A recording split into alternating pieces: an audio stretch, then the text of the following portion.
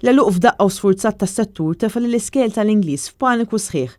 L-impjiegi ta' madwar 1000 impjegat għandhom jingħataw priorità assoluta mingħajr dewmien.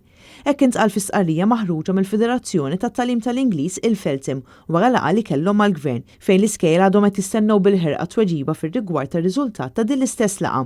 FELTOM preżentat lista ta' suġġerimenti lill-Gvern dwar kif lesta taħdem sabiex titratta din il-kriżi fejn fost oħrajn ikun żgurat li l-istaff u l-istudenti kollha jkunu protetti kontra t-tixrid tal-virus u l-istudenti adulti mlaqma jitħallew ikomplu jitalmu u jsegwu l-korsijiet tagħhom fl-iskejjel mingħajr aktar posponiment. FELTOM qalet ukoll li għandu jingħata pakkett finanzjarju sabiex jitħarsu l-2000 impjieg li ddependu minn din l-industrija sabiex tibqa' ħajja.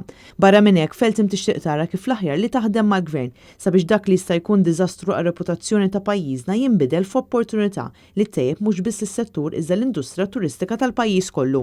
L-istqarrija tkompli tgħid li minbarra l-fatt li FELTOM tħoss l-industrija qed tkun użata bħala scapegoat, il-membri tagħha issa jistennew bil-ħerqa tweġiba mill-Gvern li sa tlieta kien għadu ma taleb da garanzija konkreta lejn treġġieħ lura ta' dak li kien diżastru komplet. Wara li fetħu l-bibin tagħhom f'Ġunju li għadda l-iskejjel tal-Ingliż ħadmu bla għelda sabiex jimmaniġġjaw in-numri li kienu akbar mill-istennew. Iżda issa qed jaffaċċjaw diversi realtajiet fosthom 15,000 kanċellazzjoni ta' bookings minn meta tħabbret id-deċiżjoni nhar il-ġimgħa li għadda. Konsegwenza ta' dan se jkun hemm telf fid-dħul ta' madwar 36 miljun euro għall-iskejjel kif ukoll telf ta' impjiegi marbuta direttament jew indirettament mal-industrija.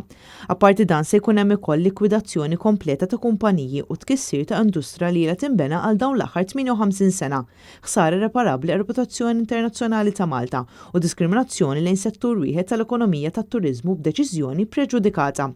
Kelli mal-FELTOM qal li Malta għadha kemm iddeċidiet li tibda tilqa' nies mhux imlaqma avolja perjodu ta' kwarantina ta' 14 jum u madankollu il-pajjiż se jkompli jiddiskrimina kontra studenti adulti tal-lingwa Ingliża mlaqma li mhumiex qed jitħallew jidħlu fl-iskejjel tagħhom, xi ħaġa li ġiet deskritta bħala surreali.